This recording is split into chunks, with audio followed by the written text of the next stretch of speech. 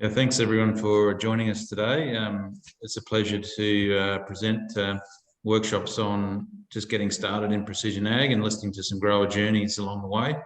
I'd like to thank GRDC for funding the workshops. This is one of 5 and it's supported by Farmlink and SPAA as well. And so, yeah, thanks very much for their support.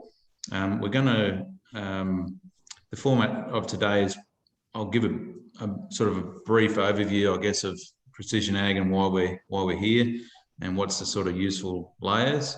And then we'll jump on to the growers to have explain some of their data. We'll do some deep dive into some paddocks to have a look at different data layers and what it actually means. And then we'll just finish off with a bit of a demo on the data farming platform if you are interested in getting started in this whole space. The recordings will also be up on YouTube afterwards, so you can go back and listen in. For the participants today, if at the end of the webinar there will be a survey link. If you can just fill that survey link, just click on the link and it will take you to a very, very brief survey that you can, we really appreciate the evaluation to make sure we're on the right track and delivering the content that you want. So I'll jump straight in, I guess. I've sort of been in this space for near on 25 years in the technology space, and we've really evolved from controlled traffic, to guidance systems in the early 90s, and then through the whole yield monitoring, satellite imagery, EM, and all the rest of it as we go. And I guess what I've been frustrated with mostly through that 25-year journey is that the lack of adoption from technology that's sitting on our doorstep that we're not using. And it really comes down to, I believe, a failure of the industry to develop really good tools and make it simple for growers to get into the precision ag journey. So once we take away those barriers, I think we'll see mass adoption, and we're already seeing that. So we've got to, as an industry, make better tools to help people get into more data on their farms, because the value is definitely there. It's just a matter of how we present that. So I guess, if we look at what's the problems we're trying to solve, why are we here? Ultimately, I've looked at, in that 25 years, I've looked at thousands and thousands of yield maps, and I can pretty much guarantee that almost all of them would have at least 300% variability in each paddock. So here's a yield map below, shows some areas 4.5 tonnes per hectare, other areas of the paddocks 1.5 tonnes per hectare, and that's just common across the board, doesn't matter where you go in Australia. The sad thing is that we're putting the same rates of inputs, so we might be underfeeding some areas and overfeeding others. In fact, I did just a sidetrack now, we did an EM survey of a farm west of Toowoomba here, and he had, in his poor areas, had 1,000 kilograms of nitrogen per hectare. 1,000 kilograms. So he's been over fertilising those areas for years, and the normal growing areas were at 60 kilos. So there's this huge underlying variability in our farms and our paddocks, and we've got the tools now to measure these things. We need to get it into an easy format. So I've talked a little bit about adoption there. So I think that's if we keep that in mind, why we're actually here. So what's not new is that we're still trying to solve the same problems. We've got soil constraints, we've got variable fertility in our soils, we have plant populations that come up in different amounts, either in terms of germination percentage or in terms of vigour, due to constraints in the soil or planter considerations. We've got weeds and pests to manage, and also things like harvest timing. What I've noticed, particularly down south, say for canola, we've got growers with 1,000 hectare paddocks now because they've consolidated so many paddocks into one. They're going, well, how on earth do I know where to start swathing? We're doing work in rice that says, well, if you don't, we can actually use imagery to help determine when to actually time your harvest of rice production. So there's so many issues that we're still trying to deal with that haven't changed.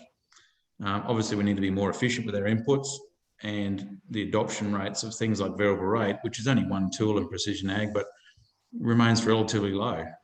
We're not going to talk today about GPS guidance systems because Australia is now at about 80% adoption or more of guidance systems. So adoption rates of that is very high, And if you look at the reasons for that, you can clearly understand why their adoption rates are very good. So we need to get, like was commented yesterday, actually, we need to get more automation in the rest of these tools. Like auto steer, we need auto everything else. So what is new and what's changing is that the access to data is increasing. We're seeing more and more satellite imagery, and I'll talk a bit about that in a minute, but you know, imagery now, for the last 5 years, there's been a satellite image go over your property every 5 days for the last 5 years. It's all sitting there for you to use. So there's a mammoth amount of data coming. You're collecting yield data for the last 15 years, but like we just had a discussion before, it's still sitting in the filing cabinet. Well, we've got to get that out and use those tools, but it needs to be easy and simple and have clear outcomes about what you're trying to do. You know, things like EM mapping is giving us more detail about soils. Every time you pass over your ground with a tractor with guidance system on it, you're getting another topography map. Most people don't even realise that, but it's sitting there on the machine. And our soil sampling is getting better and better. The tools are becoming simpler to use. Interoperability that really plagued the industry is quickly disappearing, and connectivity to the machines is increasing. There's been you know, every single machine that you buy that's of reasonable size nowadays is connected to the internet. And we'll hear on Friday from all the manufacturers about what's happening in that space. So what do we use the data for? I like to focus on the problem we're trying to solve, not the technology that we're trying to implement. But we've just talking about those different pieces of technology, you know, things like GPS reference soil testing, good for fertilizer management and identifying soil constraints. And often you'll target that either via an EM map or a yield map or a satellite image or whatever, but you need to be targeting your soil sampling. I think there is no place anymore in farming for averaged soil testing. I think we can draw a line in the sand and say we don't need to do that anymore, and we shouldn't be doing that anymore. We've got enough layers now to help identify where to soil sample. We shouldn't be doing 6 holes across a paddock and shoving it all into one bag, because that is an absolute waste of time. It gives you an average of an average of an average. And the variability that's in our fields, as I pointed out before, means that you often get a result you're not quite sure whether it's on the money or not. And it's hard to explain. So targeted soil testing is really important. Obviously, there's been a big resurgence in grid-based soil sampling, and this has really come from work we did in the US and South Africa. I learned over there is that, you know, they do 1 hectare grids in those countries and have done for a long time. And, you know, things like vertebrate lime and phosphate is a really good starting point there. Like I said, elevations collected every time you drive across your paddock. You can get an elevation map, and that's extremely important for drainage and planning and waterlogging. And if you're in the north, like these workshops, you know, soil erosion is a massive issue. So, you know, really helpful layers for determining where to plan for that. EM soil mapping, I'll talk a bit about that in a minute, but it's really good for things like determining soil types across the field, the soil depth. So you might have a shallow sand over clay, like a duplex soil, or you may even have shallow clay over, say, an underlying parent material. Well, EM is perfect for that. And if you're building dams, it's the first point of call. You can get machines that will measure up to 6 meters down into the ground. So, you know, there's plenty of uses for that type of data, and things like identifying where to put gypsum and salt outbreaks. We see a lot of salt outbreaks in our dryland farming systems. It's really good for picking up where the extent of that problem is. Satellite imagery, really useful for in-crop management. And like I said, there's been an image over every farm in Australia for the last, you know, every 5 days for the last 5 years. That'll give you a good idea about what's happening in the long-term trends. Yield mapping been around since the mid-90s. Now, if you want to replace phosphate, that's an easy way of doing it. Doing trials on farm, it's the only way to really properly measure those cost benefits. If you're putting a new fertilizer strip down or something like that, then it's the only way to really test that performance and also your long-term trends as well. And we'll look at some yield maps today.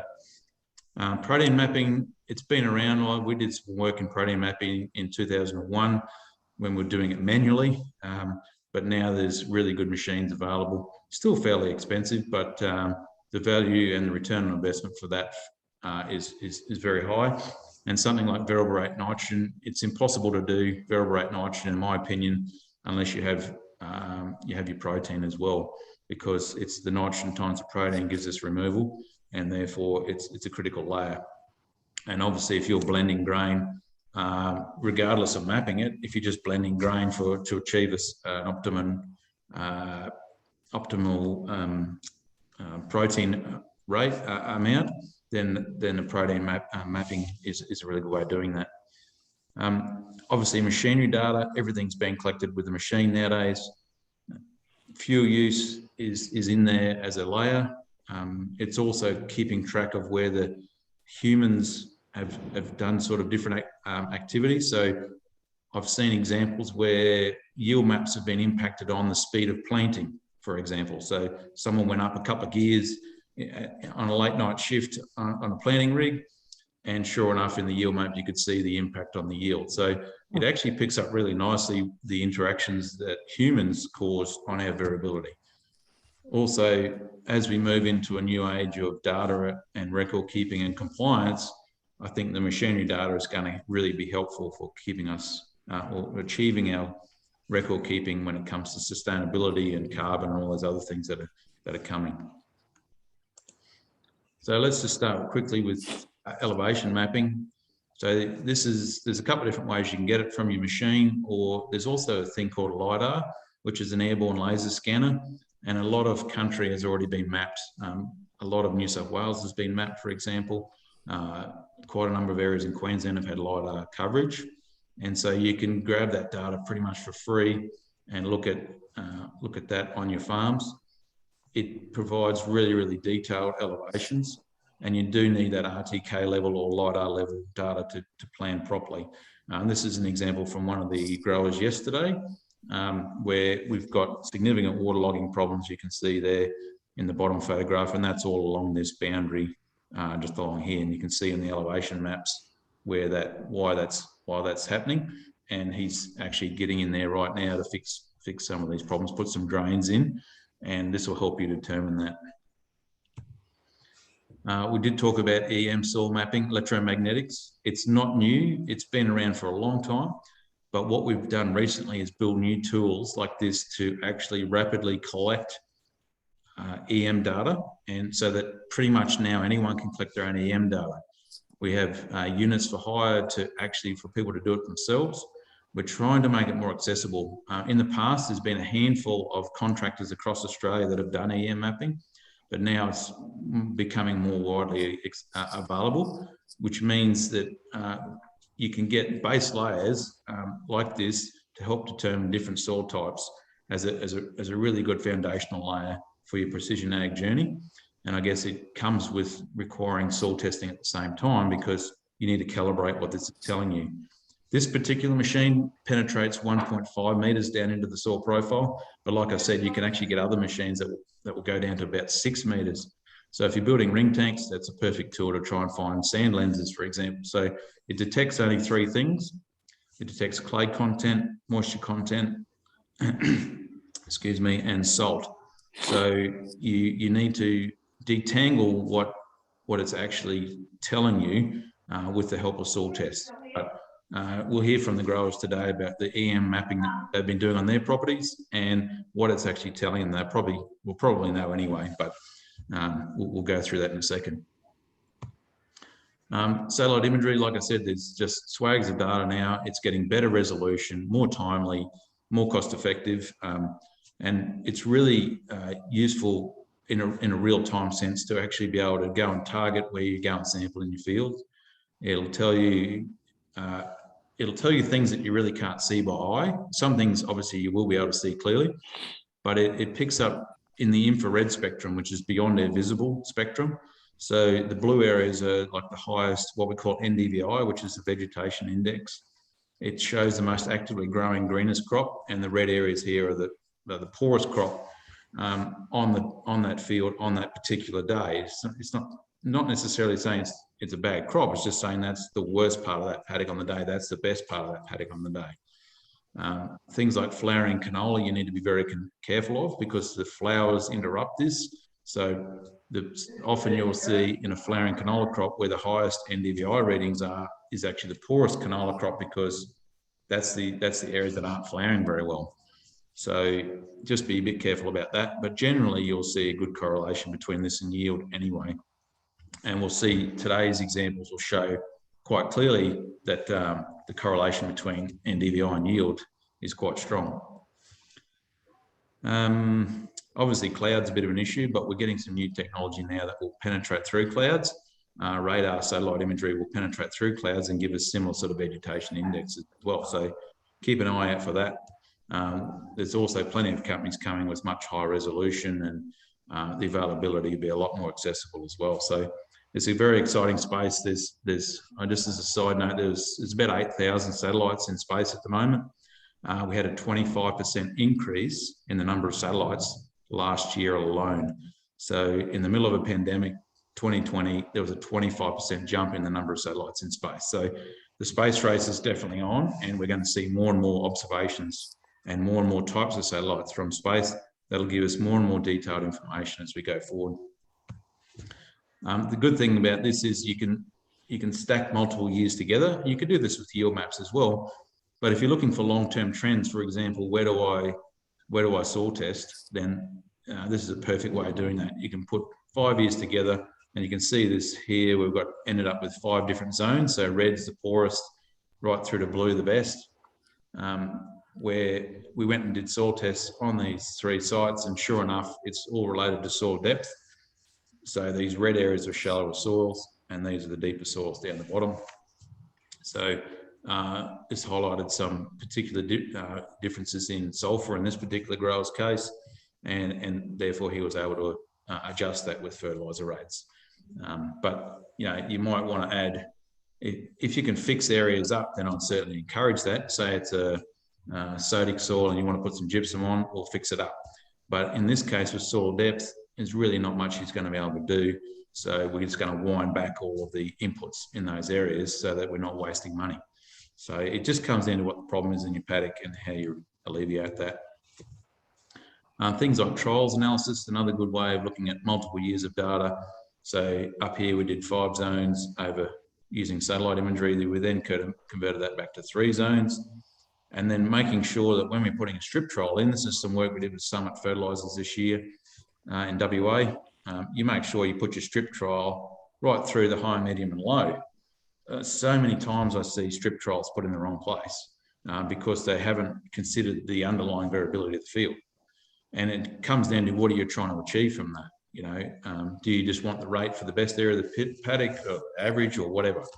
I think you need to do, when you're doing fertiliser trials, you need to understand what the responsiveness is in each zone of the paddock, because you might end up having to variably apply your fertiliser rates based on that response.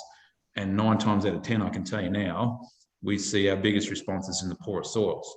So if you just ran your strip trials in these really good areas, well, you're not getting, you go, well, there's no response. So you actually need to consider the underlying variability. And this is an example, one of the strip trials we're running at the moment. There's the average paddock. Funnily how those zones look exactly like the image at the moment. So those zones are there for been there for the long haul.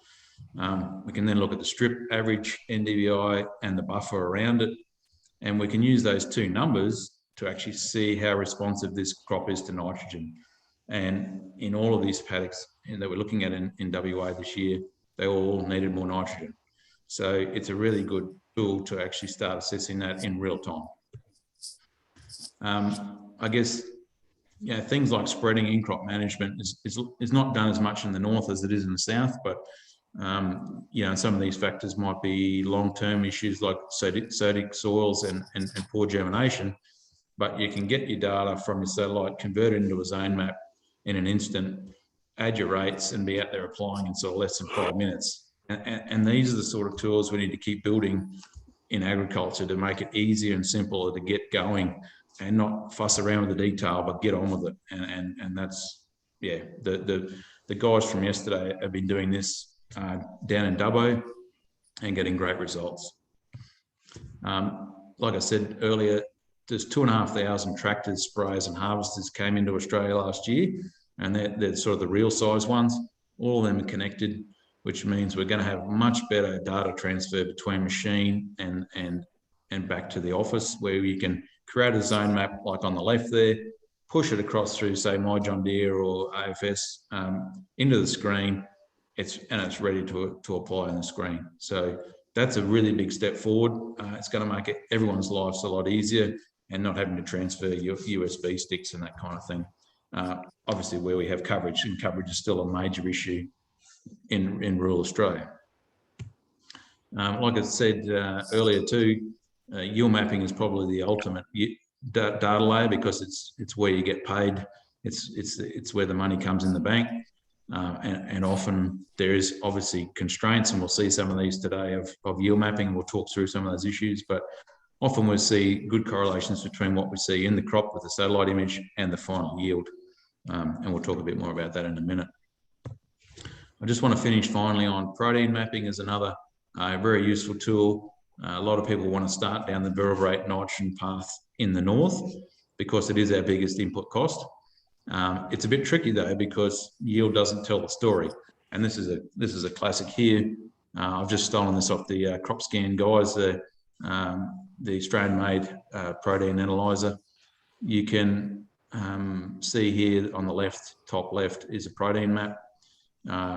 One step over is the yield map, and there's that the opposite correlation there between yield and protein, so high protein, low yield. And then on the right, you'll see those two things combined times by the crop factor gives you the nitrogen removal map. And so it's yield by protein by crop factor is your nitrogen removal. And each crop has a different crop factor, so you need to consider that. But this will tell you the nitrogen removal from those areas. And I guess it's really important then to go and ground truth that, because there could be other underlying factors like waterlogging that are causing this problem, and it's not nitrogen related per se, if that makes sense. So with all of this data, I strongly encourage ground truthing, because it's you know, what you see from an image is only part of the story. And I think we need to keep ground truthing to make sure what we're seeing is actually what's actually happening. So that's all I had there. If there's any questions as we go, feel free to jump onto the Q&A or the chat boxes down the bottom. Feel free to type them in at any time, and we'll be able to answer those as we go. So should I flick over to Andrew first? Andrew, do you want me to run your slides? Yes, please. Right, let me just get this up. So we've got three growers talking today. Andrew Newell, Shane Boardman, and Lee Coleman has joined us as well. So I'll just jump onto this. If you want to give a bit of an intro, mate, fire away. I'm Andrew Newell. I'm just south of Gundawindi. We've touched base with EM surveys many years ago. We haven't done too much with it apart from where we need to put moisture probes with the irrigation. We're interested to see where we can go further with all the data and how we can improve our return on less inputs with precision ag. Give us a bit of a background, Andrew, in terms of your farming setup. Everyone knows. Yep. My father bought the property in 1978. This is one of the first paddocks we've had. And we're just irrigated cotton and opportune winter cereals. We do barley, cover cropping, just to improve organic matter.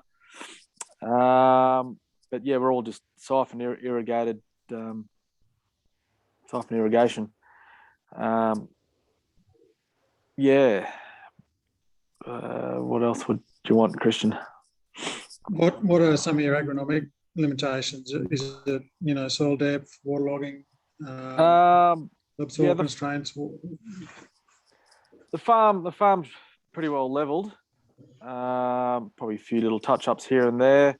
I think, the bit of soil constraints. I guess, getting really deep waterings, but we're slowly improving that, I think. Is that just in terms of better irrigation systems in place? I think better irrigation systems in place. Probably better equipment that we've recently bought over the last 5-10 years. And then we're just rotation, I guess, of other crops as well. So we're not just focusing straight on cotton. What else? So you've done an EM survey on this paddock. What was your thinking behind that? Like, what are you trying to solve? Is it crop variability, or in terms of yield, or what are you looking at there? I guess just to do the survey was just to see what our average of the paddock was. For us at the moment, we just do all our prescription stuff on the average. But ultimately in the future, once we get a bit more of an understanding of it all, we will, go the variable rates and hopefully we improve our yields that way, with not overusing or underusing the fertilizer. Do you have that EM up there, Tim, or? That's just the colour image. So I'll just jump across to.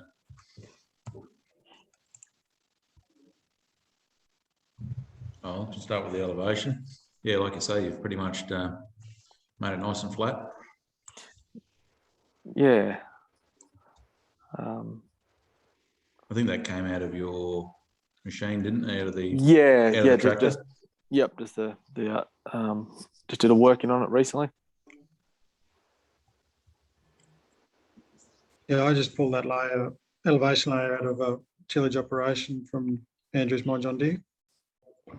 Yep. So I guess from this map, we'll know sort of what the base of the paddock is and where to stick the moisture probes, so we know what the average water use will be, and so we're not overwatering or underwatering the paddock. So what a swath did you run on that one, mate? It was a 24-metre swath. 24 metres, yep. Which is about sort of what you would do. Broadacre is recommended between 20 and 30 metres, so that's spot on. Yep. And do you think it picked up some of the sort of where you've done cuts and fills as well? All the cuts and fills were done a long time ago, so it was before my time. But I'd say that's probably probably all the cuts and fills are over time. Yeah.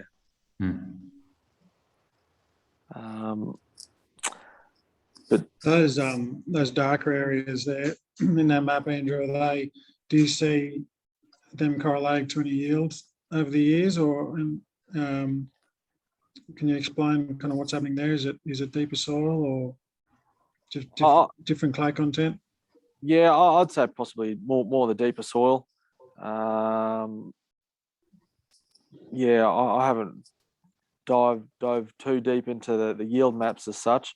You get them there and you see the pretty colours, but I think we just need to have the closer analysing of it all.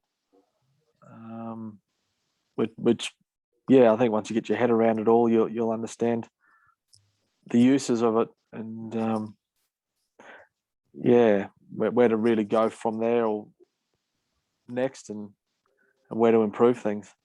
I think so. This EM map was literally done a week ago. Yep. So we haven't got round to soil sampling yet. So I think that'll be an interesting thing. I feel that if it's been levelled, and it does probably represent a few of the cuts and fills over the years. It often correlates pretty well with that. So tell me where in this paddock would I'm asking a facetious question here, but where would you put soil probes in this paddock then, knowing now what you've got there? Probably on the right hand bottom. I know 2/3. Yeah. Then in the average sort of area. Somewhere there. Yeah. That's the tail. Is that the head No, ditch or that's the head ditch end. Yep. Yeah, head ditch end. Yep. Yep. So somewhere in that region there, I suggest would do that. Yep. So you're trying to pick more like the average part of the paddock, and trying to avoid these outliers, like shoving it right there and getting this crazy sort of a view of the field that's not really real. Yes. Yep. Yep. But yeah, I think did you have a yield map next or elevation and yield, yeah. Yeah, so when was this yield? Which one was this one, Christian? This was cotton yield, and I'm not quite sure of the year. No, I don't. A few years ago now. Yeah, I think it might have been 19. Would that have been right, Andrew? 19 or 18, I think it was. Yeah. So that's sort of. Yeah. It probably wasn't 19. That was a terrible year, wasn't it? Yeah, it would probably possibly 18. Yeah. But relatively, apart from that patch in the middle, which could have been a shift change that we just let them run a little bit longer too, because it seems to be a patch more than anything. It does look like a shift, yeah. Yeah, but so the rest of the paddock looks relatively even.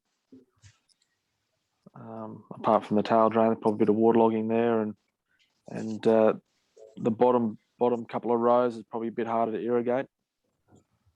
But so that area in the middle, Andrew, that's not a common occurrence where you get a high yield in the middle compared to the top and the bottom. Yeah, well, I the only thing I could think of is might have been a night shift or something that just ran a little bit longer or something like that. That's how I can analyse that one just from looking at it.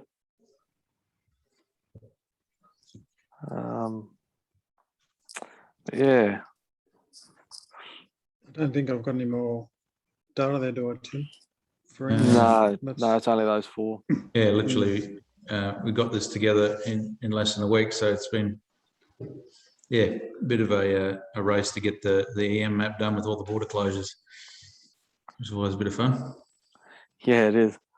So next step, Andrew, is to what's your thoughts on that paddock now? You've got that EM map. Is it go and do some targeted soil testing before the next crop goes in, or are we running out of time for that? Or we'll probably run out of time now because it's all shaped, ready to go to plant. So we don't really want to be driving on it anymore. But ultimately, next crop we'll put in hopefully 2 years' time. We'll go around, do all the soil samples from those, and by that stage we'll probably have a bit more of an understanding of the precision side of things, and might actually try and do prescription mapping of fertilising. What gear have you got have you got the gear ready to do that? Yeah, we do. We got the just a 3-point linkage spreader. We tend to just spread all our fertilisers on now compared to banding it into the soil. We all got John Deere machines, all relatively new. So just with a bit of help, I'm sure we can get all the maps done and shift across and give it a crack. There was a comment yesterday, Andrew, about variable rate picks. Is that something that you guys have thought about in the past for your cotton? Not really, because we just do it by air by that stage if we got to use picks. But I don't know. I guess there's always opportunity for it, but it's probably down the list a bit. Yeah.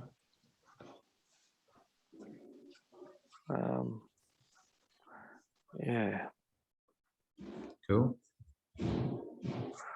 Yeah. Right. I think, Has anyone got any questions for Andrew? Because feel free to put them into the Q&A area or the chat box below before we move on.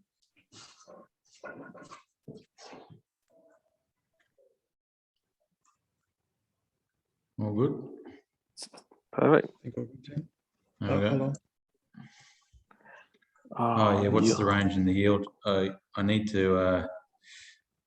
The legend didn't make it onto the map.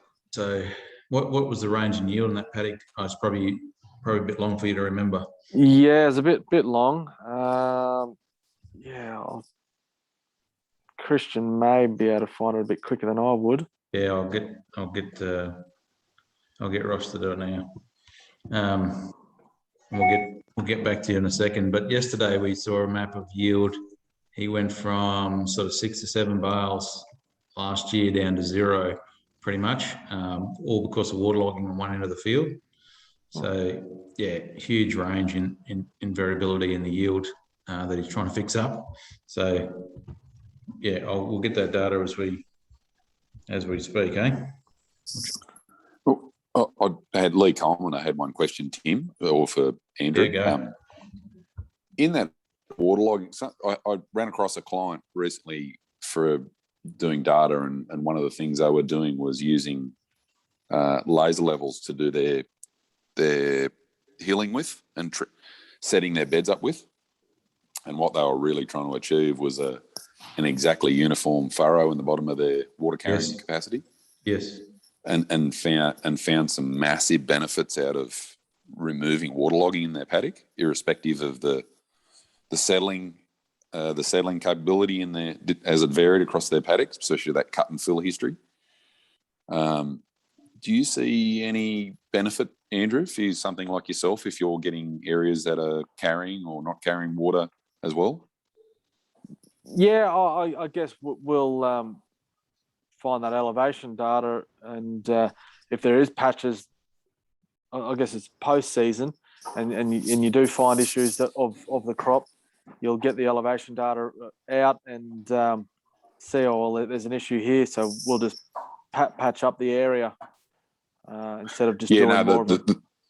So the point this grower was getting to was, irrespective of what it looked like as a flat board before season or post season, Yep, was when they actually put the water carrying element into the paddock. Oh, yep. It was perfect. Yep. So if there was any error or underlying error sitting there, it didn't matter where the top of the hill was. His objective was, I'm going to get every bottom of every furrow every time I hill to be laser level accurate. Yeah. And Wow. I will guarantee water will flow the same down every trench. Was what they were trying to achieve. And I sort of looked at that and went, oh, that's a really smart way of putting that waterlogging issue on its ear and saying there can't be any. Yeah, no, most definitely. Just got to look into that. I can see if it's all even, then your shift change will be faster and everything more even. It takes the independent. It takes the driver variability in hilling out of the, setting your beds up out of the equation. If there's a variation in machine or soil compaction or soil flow through that machine, it'll remove that, because if you're literally driving your machine, if your machine's automated in that it's guaranteeing every single furrow is the same height in the bottom of the furrow. Don't care how high the top of the bed is, because who cares? It's making sure that water flow is perfectly uniform every time. Yeah, wow. And I went, that's a really smart way of looking at waterlogging and water travelling through the field. Yes. So we've done the same thing, Lee, with Dryland, because instead of trying to level a field in Dryland, which is cost prohibitive, we were just leveling furrows so that your wheel track's drained every time, irrespective of the paddock.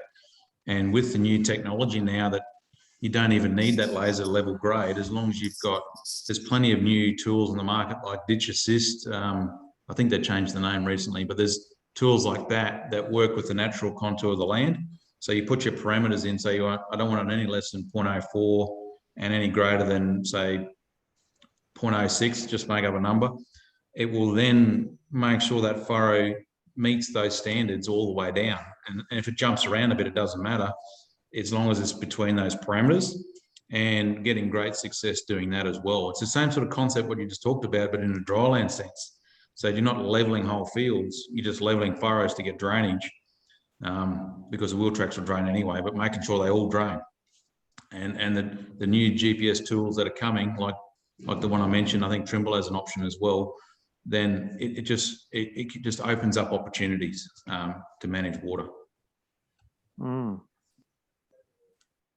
Just an answer to that question around the yield range for that paddock. This is the raw data, but we range from over or around 15 in the dark blue to over 10 in the yellow. That's not ginned weight, ginned numbers, so straight from the picker. That makes a big difference. Was that 50% difference? Another question.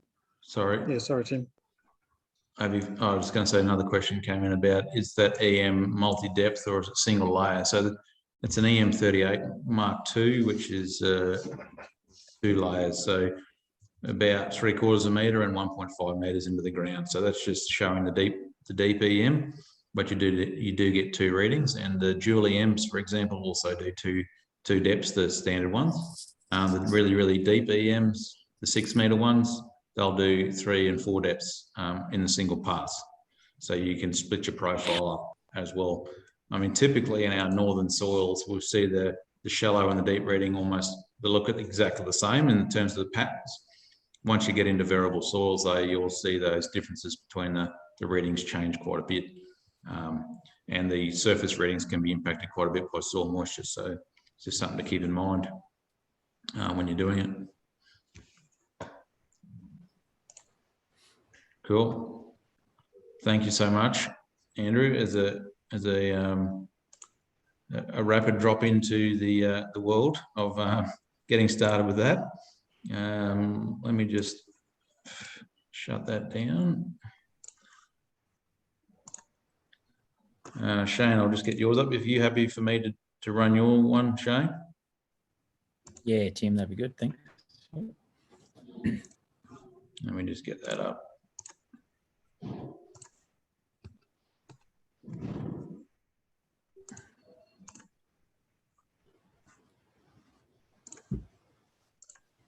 Righto, can you see that now?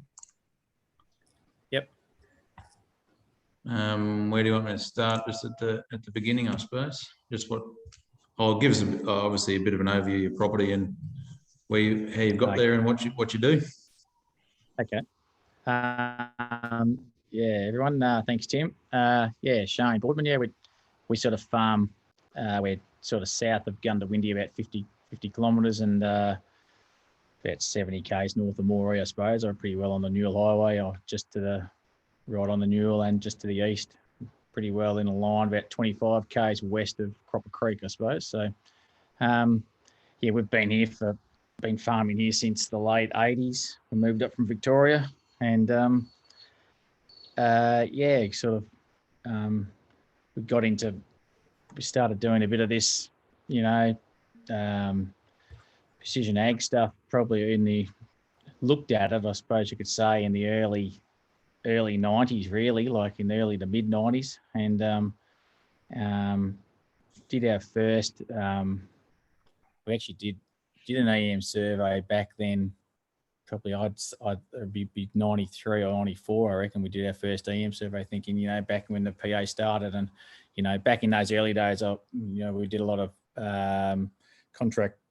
contracting spraying side of things. So then I started getting into wanting to get into the GPS, all that sort of stuff. And we started with the guidance, of course, like everyone, and well, not everyone, but most. And then we started off, I did a lot with the Satlock units and farm scan units, and when John Deere weren't sort of doing a great deal, but in terms of this, with the data side of things, we sort of thought that I would, had some people that we were working with back then, and sort of thought, oh, well, I was sort of, let's get into this and let's see if we can do something. So we did the first EM survey on a paddock, and then it just got to, what do we do with it then?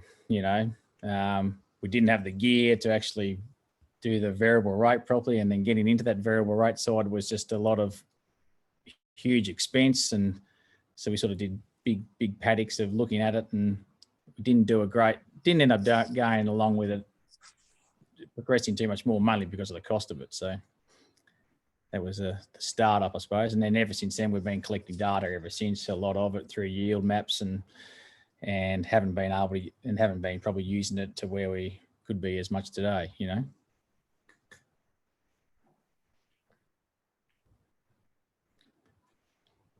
So this, do you want me to explain this paddock here? So you want to talk about, Tim, there a bit? Yeah, that's so this paddock here is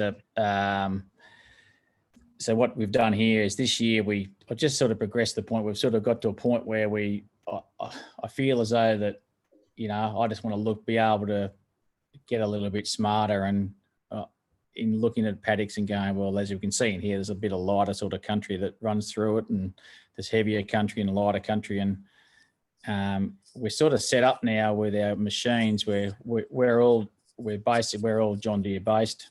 We've got we're all John Deere rate controllers, which we're not using with the variable rate. We haven't done anything with it much as yet, but we're able to, like Andrew, we do all our fertilizer applications now with fertilizer spreaders, which are all variable rate. And we just we've got all the gear there. Our planters are all variable rate. Our sprayer rigs we can variable rate the John Deeres if we had to.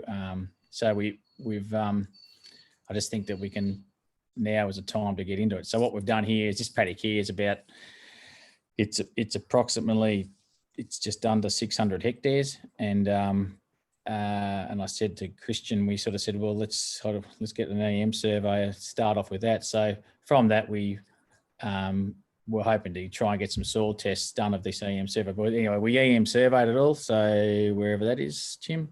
Just got the elevation there as well. There's the elevation there to start with. So there's a difference there what's the difference there from one end, from this top end, which is the 6.5 meters, really. 6.5. This is basically if you look down the little pointy end at the top there, that's actually the Newell Highway right along beside that. That's the Newell Highway runs there. So from there to the other end, from one end of that paddock there to the other is which is possibly about, it might be, I would say probably could be 5 kilometres from one end to the other. So that's the drop in probably the drop there is, what's the drop there, Christian? 6.5 and 5 kilometres. Yeah. So that's the drop from one end to the other. So that basically gives the elevation side of it, which is, there. And we chose this paddock mainly talking with my agronomist, Jack Williamson. We sort of wanted to choose something to have a go at it, this variable rate. And the main reason we chose this paddock was it has got we've always struggled a fair bit with lighter soil through there. So we've always thought, we should be just splitting this paddock into two, and just, some years when it gets really wet, and then the other areas. So if you can see through the center there, that red area pretty well, that's the main. So right on the southern part of that red bit there is the main house and everything. And around there, that's all the house area for us. So pretty well from there across that tree line, there's quite a large area of like lighter country that runs through there, and it's always a real pain when we're, go to plant something. It's either too wet, too dry, one or the other.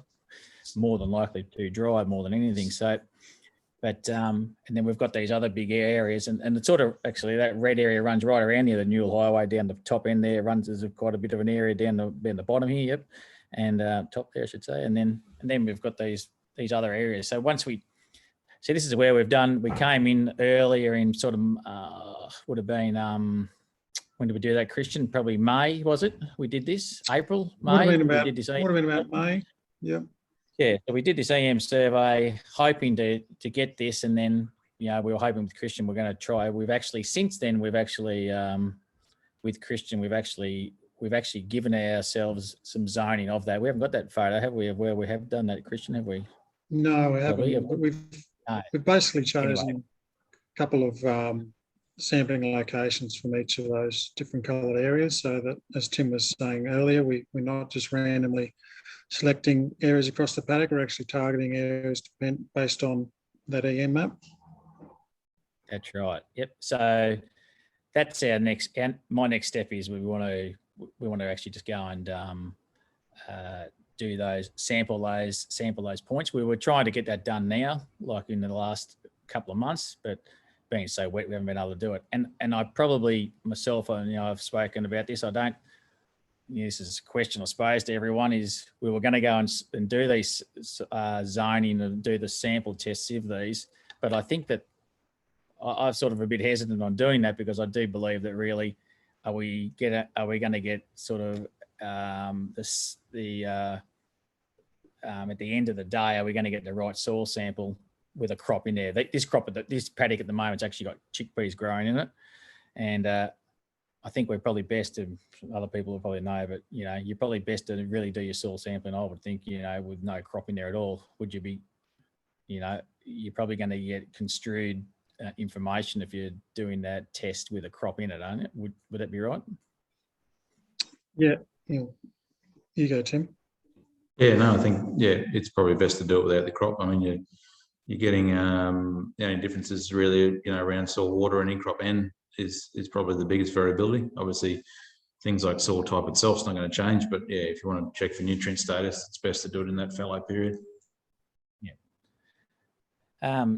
So that's why, and the reason we chose this paddock is it's got quite a bit of variance in there over that whole area. So, and right on the northern along the creek up the top, the northern area there's quite a bit. That's an actual which is the Tackenbriar Creek on the northern end there. So that Tackenbriar Creek actually, and more so, and you can see in this year, it's actually flooded out.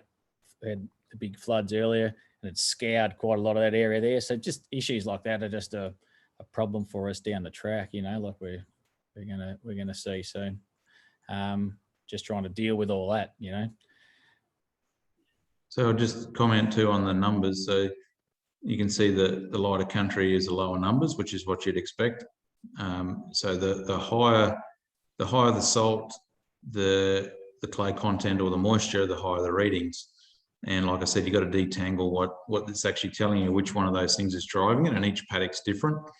Some paddocks in a salty soil, salt will dominate, whereas in a non-saline soil, like here, then it's probably clay content that's dominating. So just to give you a bit of an idea, the numbers are fairly arbitrary, right? It doesn't really matter what the numbers are, but we know that the lower end here will be the lighter country. Yep. Yeah, okay.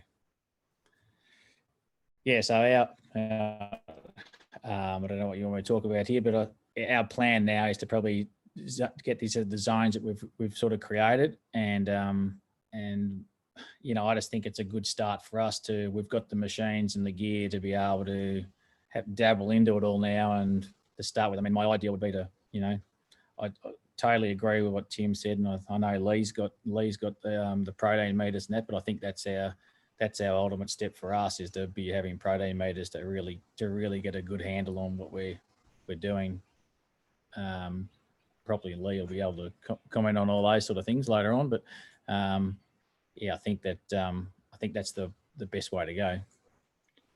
So can I ask, say, just separate winter and summer, what would you do differently on those lighter country in terms of planting time or seeding rates? Have you got any ideas yet about what you might do?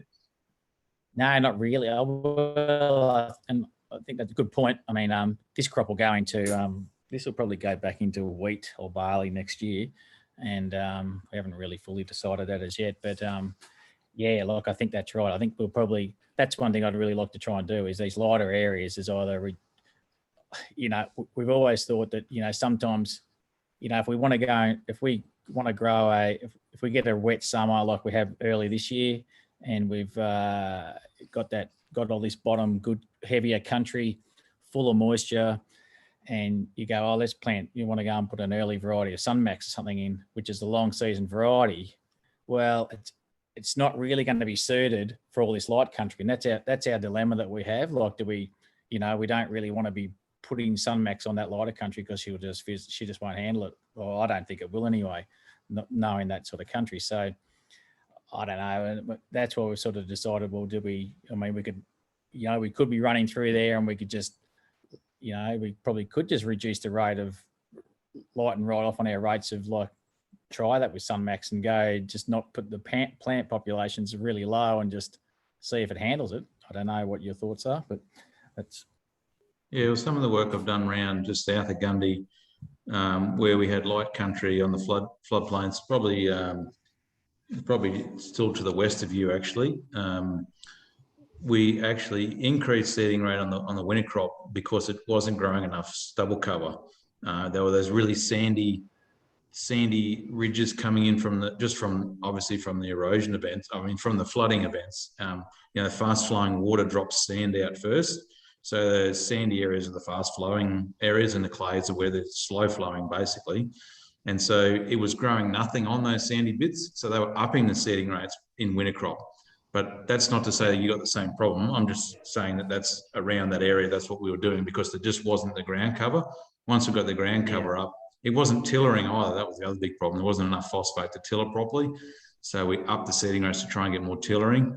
But like you say, it might actually work the opposite way. You might be better off reducing rates, upping phosphate rate, for example, to try and get it to tiller and hopefully filling out, but continuing to the end so you don't run out of steam. Yes, yep. And I've had customers, Shane, who, similar to what Tim has just said, they've upped the rate in the lighter areas which didn't have any ground cover, purely to get ground cover, but they haven't put any rates of fertiliser on it because it really wasn't going to get utilised. To put that fertiliser on in the areas where it's going to get used up by the crop. Yes, yep.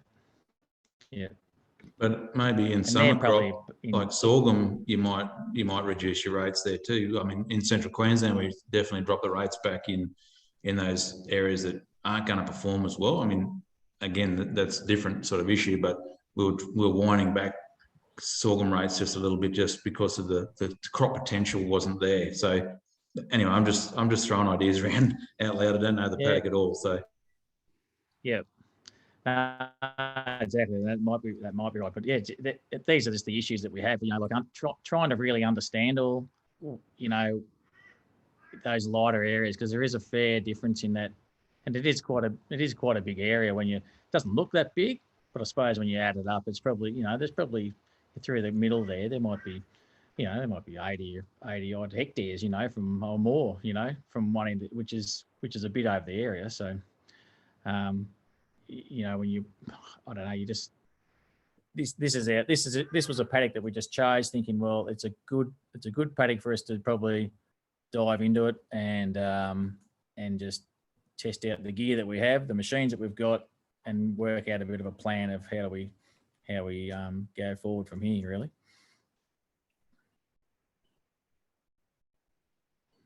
If you go onto the there's a couple of on the slides, if you go to yield one.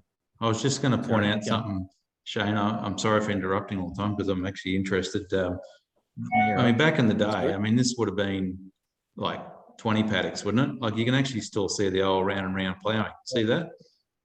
Yeah. Oh, yeah. And the neighbours here, you can see it as well. I don't know. Oh, that might be yours. But anyway, the paddock to the north there, you can still see. Yep. I mean, this to me is a big challenge, right? 640 acre blocks, settlers blocks were everywhere, and now you're farming 600 hectares in one paddock. That's really the challenge, isn't it? Yeah, for sure. This paddock, when we took it over, we took this place over in 2013 or 14 or something, I think it was. And yeah, it was that paddock there. That was, I think there was 3 paddocks there then when we took that over, and we just Same turned it there all into too. one. Yep. And it had it like ending up in that where that tree line juts out there, Yeah, at the top there. you can see so round farming there. there, and then it came out towards when you come back down towards the house. A lot of that area there was a lot of trees in there, which we've sort of cleared a few more in there, which was a bit more of that lighter sort of country too. But yeah, that, you know, you can see the water wash that comes out of the challenge up the top on the Tackenbray up on the top corner there, all that water that just washes out, floods out over all that, and yeah, they are you know, that's why we chose this paddock. We thought, well, it's probably, maybe it was too big a step for us to, I don't know. But it's, it'll give us something to work with anyway. But, you know, I just feel as though we're now, we've got all the gear to be able to really look at it. It's a lot easier to be able to do it, to look into it. And this is a, I can't quite see what year that is. That's the 2016 satellite image. Of what was that, Christian? Was that the That's sorghum? 29th of Feb. That's dated the 29th of February. So of 2016, we've had that sorghum crop in. And I think next slide, Tim's got the actual sorghum yield. Yeah. So this, yeah. So yep. Yep, that's the sorghum yield. Yeah. Yep. And that, yes, and so you can see there's a fairly good correlation between that NDVI and that yield from the same year. Mm. Yeah, exactly. Yep. Yeah. Yep. Oops. And that's been, and one of our biggest challenges has been trying to get, you know, yield data, getting machines to be correlated together. You know, that's been one of our biggest dramas, but get them all to match up. But show that those next slides, Tim, where they've got that striping, and we can discuss that a bit. Oh yeah, that was. This was back. Is this last year's crop? Last year's wheat. Yep. This is last year's wheat. So this was a durum last year, which looked fantastic early on, and then it actually died. It actually just before harvest. We reckon this was actually a durum crop, so we got a bit of had crown rot, plus it just didn't fill at the end, and sort of lost. I reckon we lost probably a ton plus the hectare out of it. But this just shows we had 3 headers in here, and it just shows we had an old header which wasn't calibrated, and the calibrate. This is one of the issues you have. It wasn't working properly, and we couldn't get it to work. So it hasn't been. I think it shows different. I can't read that down there, but just shows like I think it only averaged about 2.4 or something, 2.5 hectare to ton of the hectare. I think that paddock did. And yeah, well, you can see there's 3 headers, and 2 of them have averaged over 2.5, and that one has averaged 1.4. So that's the reason we're seeing all that striping. We've got one header that's reckons it's doing over a ton less than the others, which doesn't make it a great yield. Can you post Cal that one or not? In you could. John? Could have quite. Yeah, very easy. Yeah, and you can adjust the settings there in My John Deere after the fact to get rid of that striping, but we just thought we'd put that up because you see that all the time. I was going to say you never see this problem. No. All the time. Yeah. Yeah. So, so that's basically what, you know, I just feel as though that we're at a position now where we've got the machines, like we can use that paddock, and hopefully that next year we can hopefully go through and do these samples of these zones and get our zones a lot better and try and work out what we'll do. But I mean, next year I'd say it'll be more likely go back into wheat again next year if we can. So.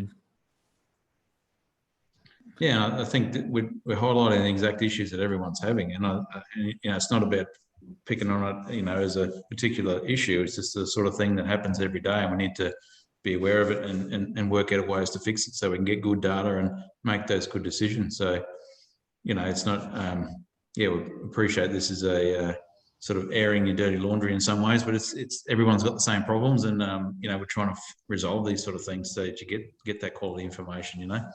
So yeah, and this is a really good paddock to pick because it's a challenging one. So how do we get it working? You know, how do we get the variability down? What's driving that, and how do we even it up, get the performance up? That's right, exactly. Yep. Is there any questions at all from anyone? Feel free to throw them up in the chat or the QA. I guess, you know, this is why I like satellite data so much. You can actually, whilst it's pretty hard to see some correlations here in this particular yield year, with the yield map, you know, it's an unbiased view. Often, you know, in some cases it might not go through to yield exactly, but at least it's a snapshot, unbiased sort of snapshot as the season progresses. And often around that flowering time, you get good correlations with the yield in the end or a bit after. So, you know, it's just another tool to help get that understanding in the mid-season. Did you want to touch on that NDVI value, Tim?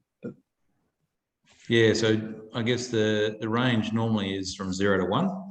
0.2 generally is bare soil, and 0.85 is as good as you're going to get, really. So this must be massive crop down here last year. So really, you know, like you say, it went really, really well until the final bit. But you know, that's generally what the range of numbers mean, and so we can sort of get a bit of an idea of how big the bulk is just from that. But we do see good correlations with the biomass of the crop and the NDVI readings. But because it's an index, it's the same every year, so you can compare between years. The only risk is that crop types give different readings. So chickpeas definitely have a much lower reading overall than wheat does, for example. So you do need to keep that in mind as well.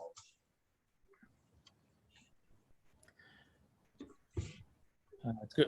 Actually, I just think one of the biggest issues we have is actually, I find with doing this the variable rate stuff, is getting all the data together, making the map, and then sometimes getting the people that are, you know, if you're not using the stuff yourself, is getting the staff up to speed on all this stuff as well. You know, that's one of the biggest issues, is getting them to actually, you know, you might put it in place into a machine, and then, you know, and I've done a fair bit with with our camera spray of our John Deere machines, like with drones and getting that variable rate, that prescription map put into a sprayer, and then giving it to the guys and go out, and then they get training them up. That's the next step, you know, training the next lot of people how to use all this stuff. I find that sometimes it's been a little bit of a thing to think about as well. Oh, totally. Yeah, it's frustrating when we see it all the time. We do all that work to get to a prescription map, and then the machine breaks down or something, and end up going doing a blanket rate. It's like, oh man, you know, all that energy and effort we've done to get to this point is broken. So yeah, and staff challenges are not going away, are they, with the current environment? So I remember the harvest training people were doing quite a bit of training for staff on precision ag sort of stuff, and, you know, screens and in-cab sort of stuff, but I don't know where that's at lately. But there was certainly a push on training backpackers in that sort of area. But like you say, it's a fundamental part of the machine now. It's not like an add-on. Exactly, and that's what you need. You know, people have got to have the smarts about them to be able to you know, use it. It's part, yeah. So the other biggest problem we've got is actually the actual data itself, like being able to, you know, get the connectivity of, getting jammed up like harvest time and all that sort of stuff. That's one issue that you have at times. Just the true volume of data. Yeah. Yeah, no, yield data is very, very hungry. It's very, very, it's a lot of points. Like a couple 100,000 points in that paddock, at least. Probably more. Right. Yeah, you can see how many points are in there. There's hundreds of thousands of points on a paddock that size.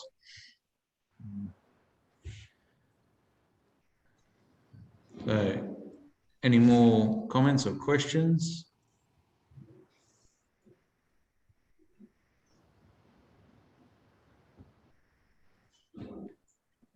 Well, I think that's excellent, mate. I really appreciate you sharing that with us. It's great to have a paddock to focus in on and get all the layers and I can try and help you with that decision making to try and work out what we do, what's the next steps, how do we improve this. So yeah, thanks very much for showing us one of your paddocks, and we really appreciate it. Right.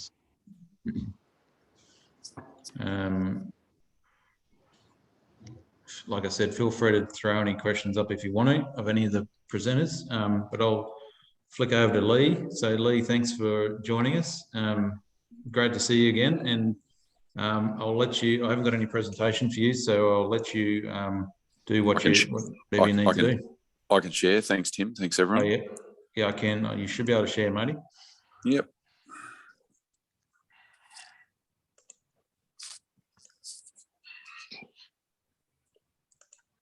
Right. That should now be broadcasting. It is. That's working. Right. Yep. So a little bit of a dive sideways from the work we've been doing in the previous presentations. I'm involved with a company called Farm Simple. We're looking at both the machine information as well as the human information throughout farming operations. 6 years ago now, we started just trying to pick up all of our compliance data, our spray logs, our grain movements into storage and out of storage to contract, maintenance jobs, all of I'll call it the paperwork and the communications part that gets written down in a black book or put on an Excel spreadsheet. And at that stage, even now, there's not a platform that tries to cover all of them. And that's where we attack that. So Matt Heim had a bit of a sea change. He's a software engineer,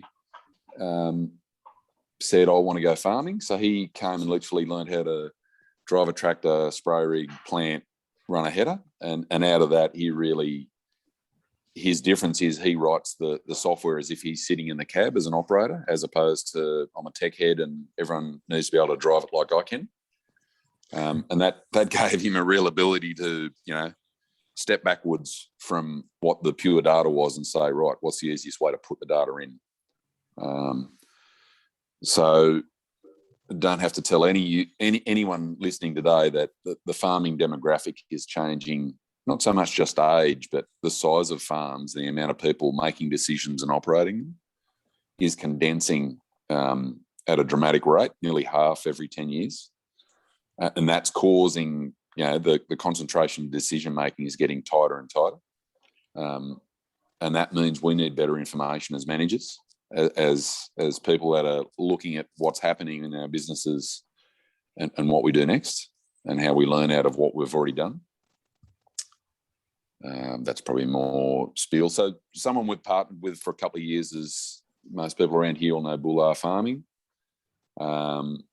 They were looking for a solution that they could give to any of their operators in any of their machines. Didn't matter what colour, didn't matter what sort of technology heartbeat it had connected to it. They could put in their timesheets, every paddock activity they were doing, every maintenance log, and they actually run their back office out of it. So they actually run their invoicing for their business out of this data coming out of Farm Simple, and that's probably a part of where we've started to align ourselves with the likes of Zero pushing heavily into ag. There's a really good opportunity to connect what's in the field to the back office and make that cash book relevant to what's happening. And what I mean by that is if you take your chemical supply or your chemical purchase, you buy 10,000 litres, 20,000 litres of Gly in one go and it sits on the shelf. And that's literally not attributed to an individual fallow or a desiccation or a particular rotation. That's literally put on your chemical bottom line. And that activity of where you've applied that into which field as you apply it is where the true costs for each of those rotation systems or each of those cropping systems in your business. We want to set it up so that as people will fill out their spray logs, it's able to attribute where those costs are going in your business and connect that up with your back office.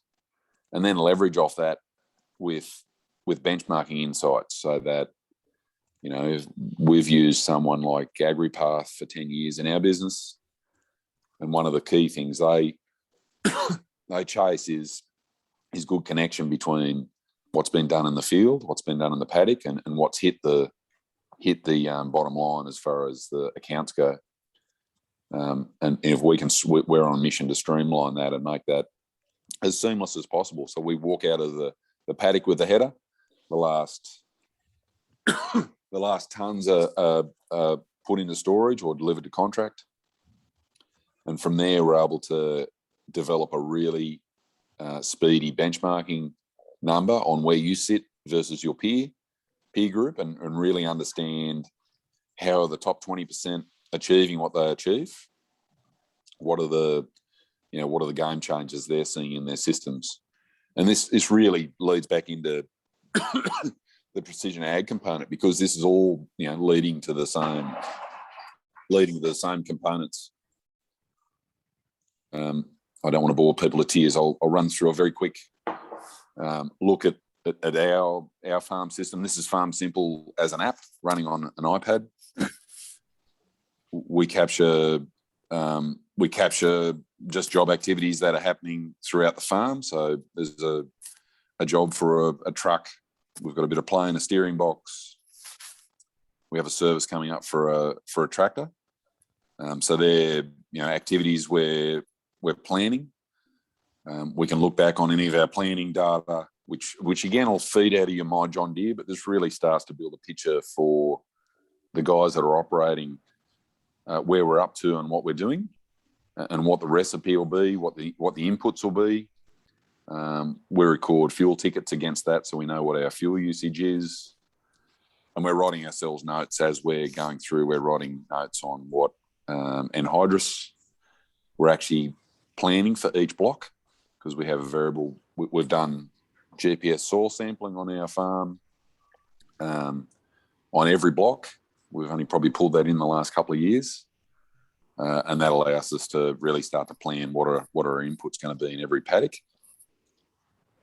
Something like our spray jobs. So we're about to do an atrazine, would be an atrazine dual gramoxone pre-emergent, but with it being so dry, the dual will stay in the bottle. This is looking at a fallow spray we've done recently. We connect up to weather stations so that operators can pull their weather in as they do each load, or as often as needed, depending on weather conditions. We've pulled in the recommendation from our local agro is also embedded into that spray job.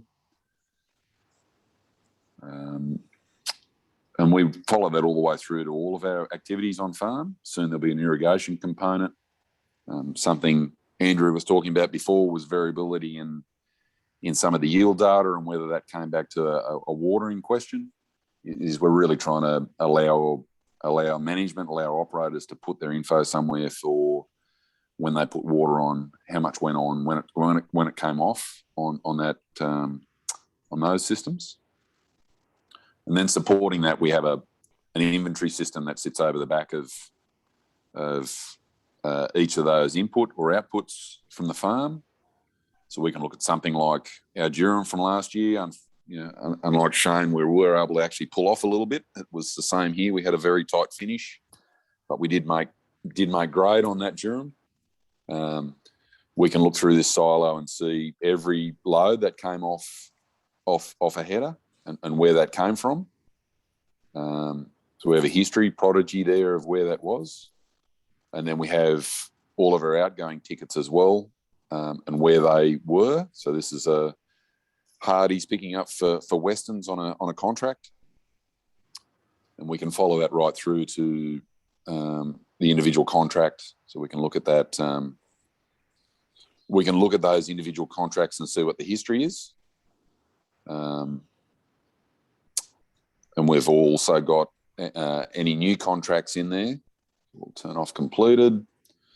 We're now looking at that Western's contract we just saw. It was an 800 ton contract, and we know exactly, everyone in the farm knows exactly where we are as far as tonnage and where we are on supply. We've just finished that 809 tons, and we get a grain ticket generated for every load going out, with a record of who it was, rego, connected. And for this coming, we've got our new contracts that are in there starting to lay out what we have coming towards us. We have a position for doing timesheets within the business. So again, guys can put timesheets in as they finish each day and put a record in. I can look back on, I'll pick on one of my young guys. He hasn't been home for a while to do work for me. No good doing Angus. So I'll pick on one of my guys and we'll get a work history of what we're up to throughout the farm and a timesheet that automatically comes through to payroll. So really trying to grab hold of some of those compliance questions, whether it be spray logs, whether it be grain vendor declarations, whether it be work health and safety jobs, so that we're highlighting what they are and when they're completed. And that then leading through to better decision making as we go forward. So that's probably enough about Farm Simple. Just to talk a little bit about us. So we're not that far away from Shane. Satellite back on. So this is home for us here. Unlike Andrew and Shane, we have really big elevation changes on our farm. So looking at that paddock there, looking at that image there, there's 120 metres of elevation change on that page. Some of our paddocks on runs will have 20 metres of elevation change on an AB line. And you can see that soil type variation that comes with that sort of topography. We're about 10 kilometres south of Cropper Creek. This is our first farm to the north. This is Yamboon. Follows down into Tallulah, which is country where my grandparents grew up on. So it went from a grazing settlers blocks into farming country in the 50s and 60s. And the bottom one here is Bayenga. Something, you take the precision to another level, and similar to what Andrew's dealing with, we've started getting stuck into getting contours exactly on bench. So getting that slope very even. We're using iGrade, but there's multiple technology there. But that's proving, particularly this year, it's really proven a massive yield boost in that every contour is growing evenly where we've had that work done, where we've been able to get the bottom of these contours running exactly as to what they should run. Whether that's 0.33 is a fairly standard slope for us in this country. But we've found stuff we've inherited here as far as contours go, some down to 0.1 and even lower, and trying to maintain a water flow without waterlogging in that contour area is a really difficult problem, and we're having to spend capital works to get that right, to make sure that water flow is correct. And that's really, yep. Also the interruption to your normal activities, just the logistics and trying to get spray rigs into wet spots and banks just destroys you trying to do a good job, doesn't it? It's The whole thing goes right back to the planter even, Tim. So trying to run a double disc, we run a double disc planter that does anhydrous in one pass. Trying to run that through wet contours does not work. So we'll have country that's ready to plant and we can't get on it, or we have to leave skips on contours to get through it without blockage. So that brings, water management is, both as in keeping it in the ground and also getting it out of paddocks when there's excess, are probably some of our key issues we face. I'd really love some feedback off people's thoughts and what you're seeing with tramline maintenance. You know, there's sort of 4 models, 4 different manufacturers, K-Line, Knuckles, Grizzly, T-Pos have different products out there, but I wouldn't have said I look at any of them as a grower and think they're a good solution for my undulating country.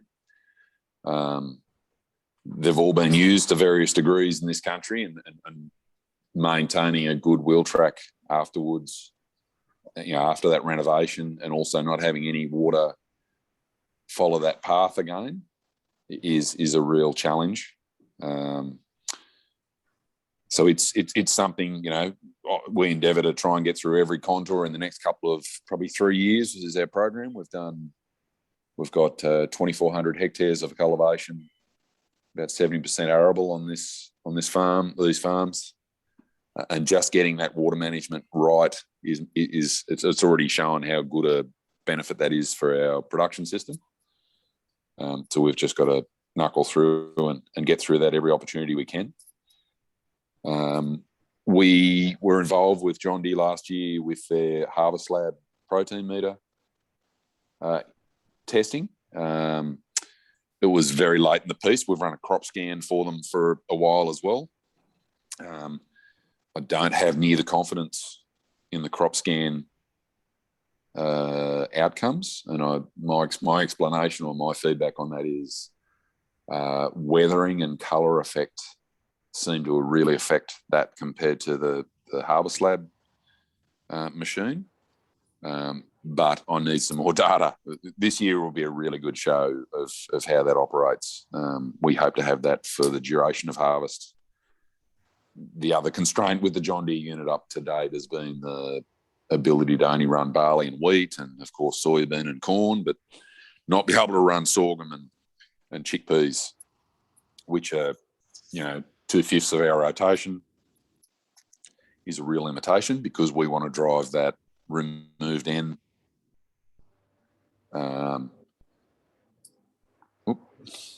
Removed N.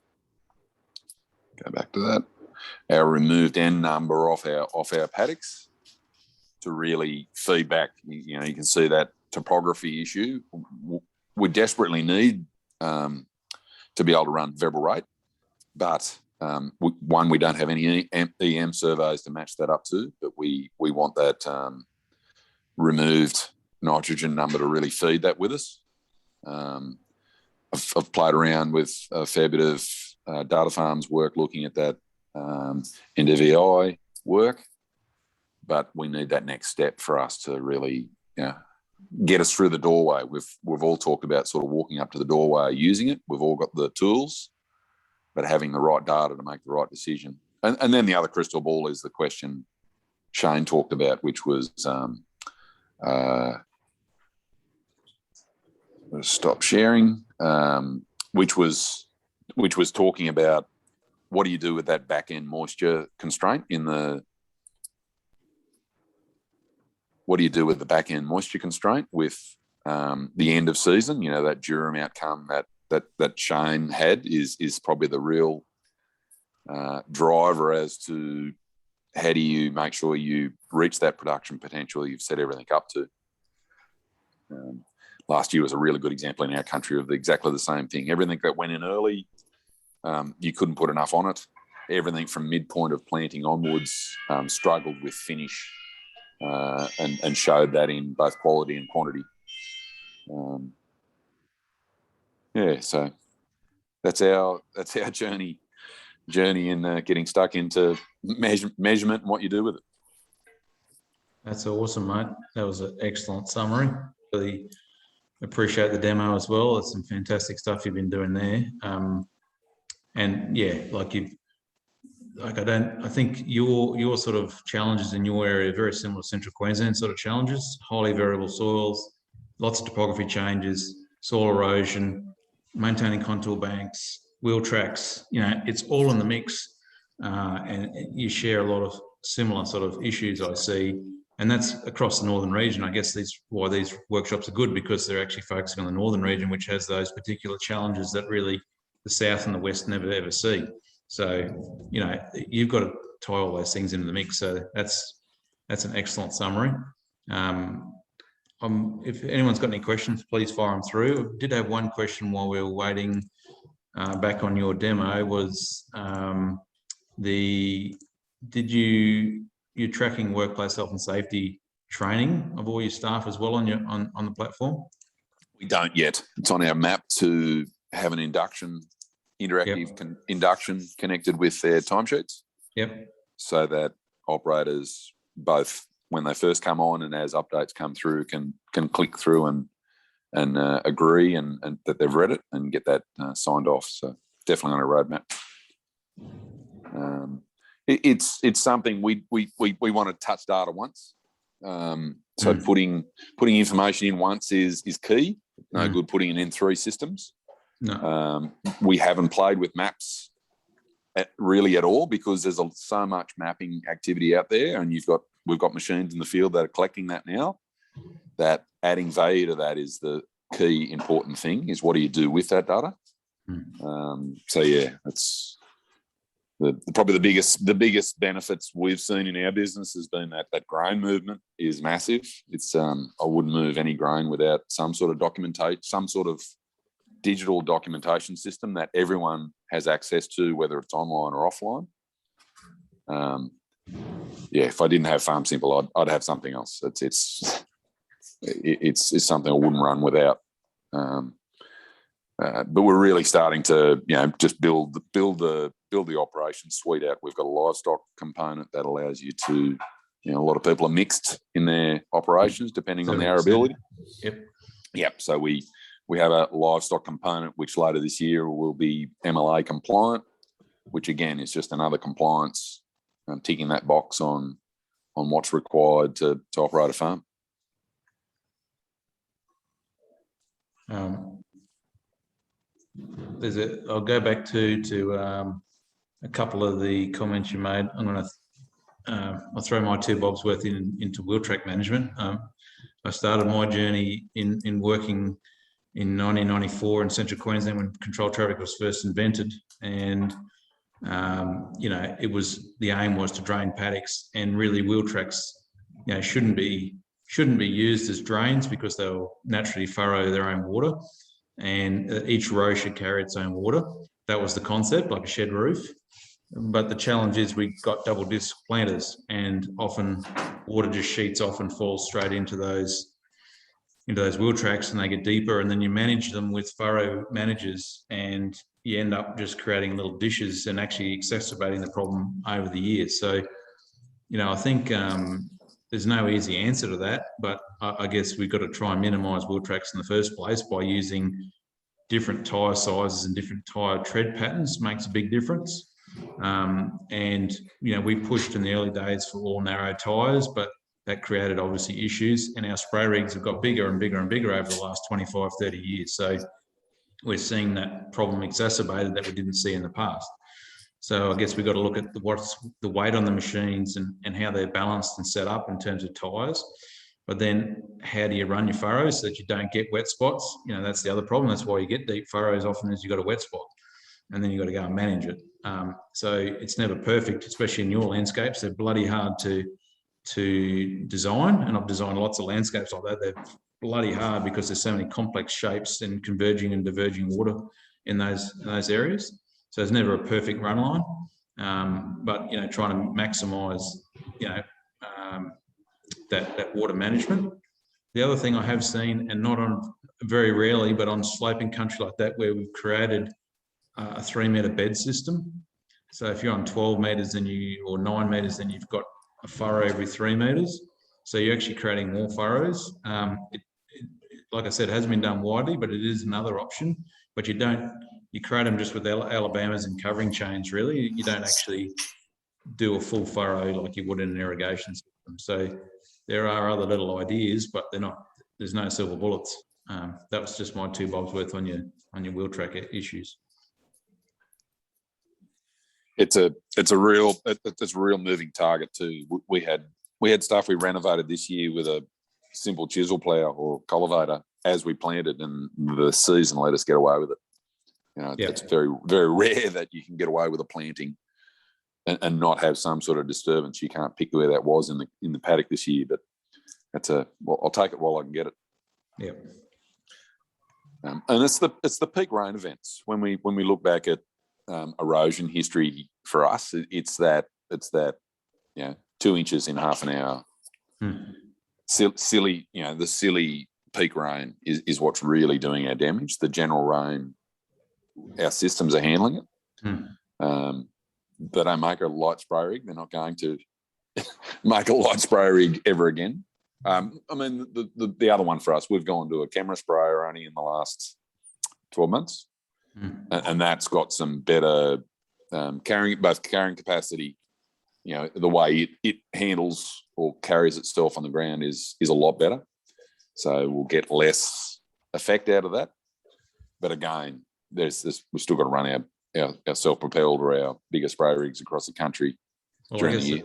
I guess I was referring to also the swarm farm concept is lots of small rigs going back over to get rid of these problems. And I've known Andrew since the start, so I'm a big fan of the system.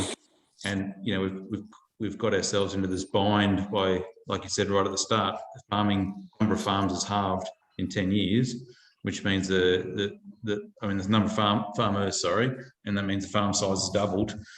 So we're dealing with bigger machines by nature, but we've got to rethink the whole production system now, and erosion is one of those key factors.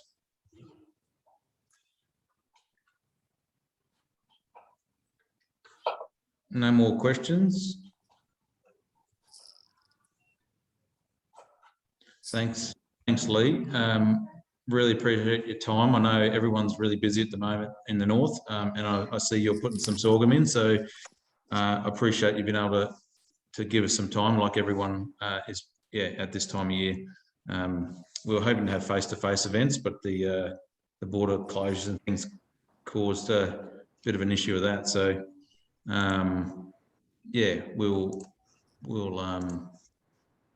we've done what we can, I guess, in the situation, and hopefully people can watch this in their tractors as they're planting this year or harvesting. So, I just wanted to finish with a quick demo of the data farming.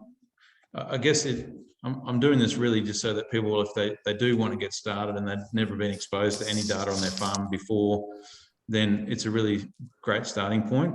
If I just take you through the setup journey, I guess if you've never logged in before, you can go directly into maps.datafarming or just the website. If you don't have a login already, you just create one, and it's just an email and a password. You create your own password, and then you can just log in, and you can add your own farms, and if you've got boundaries from machines, or use AgWorld or Backpaddock or other programs, you can just bring them in as shape files or KML files, Google Earth type things, instead of redrawing them all. Obviously, you can just get in here and draw your own paddocks as you want as well. Very, very simple drawing tool. And then once you've drawn your paddocks, and you've got your everything loaded up, once you get all your paddocks in there, you click on a field and it will be searching all of the available satellite imagery that's over your farm. And like I said, there's data for every 5 days anywhere in the world. And so like this one here, the last image was 2 days ago. The biggest problem we've got is obviously cloud. And if you click on a cloud button, say from the 5th of September, it says it had 58% cloud. You can see quite clearly where the cloud is. And so therefore you shouldn't use any images that have got cloud or cloud shadow.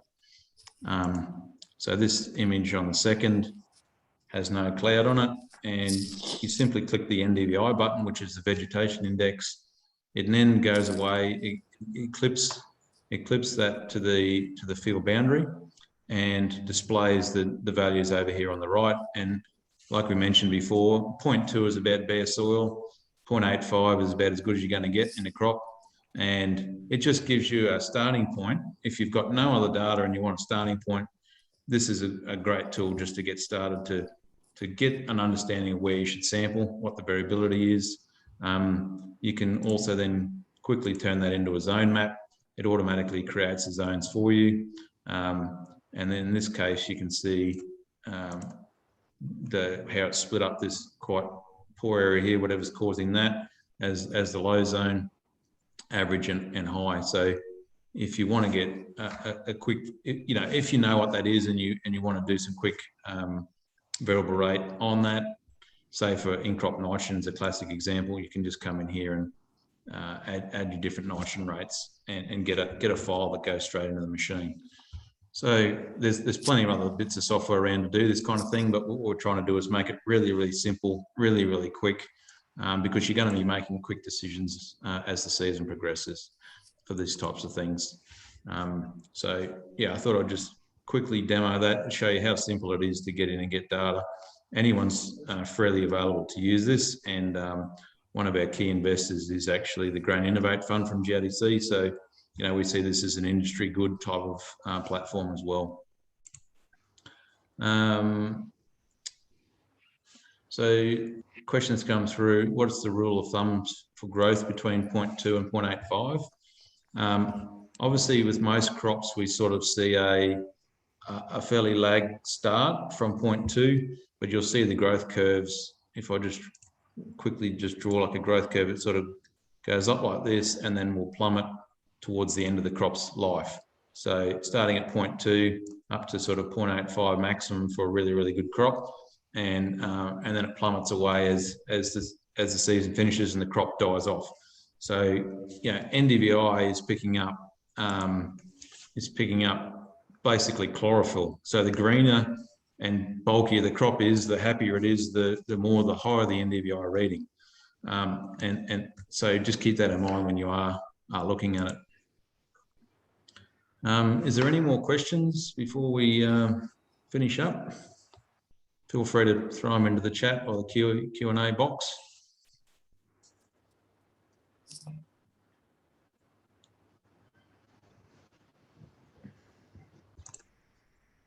I think we've pretty well covered it off. I really, really appreciate the input from the growers, Shane and Andrew and Lee. Thanks for your time. I know it's a crazy time of year, so I can't thank you enough for showing us your farms and all the issues that you have. Not many people do that, so I really appreciate it. I hope the growers out there get a lot of value out of this, and I think they will.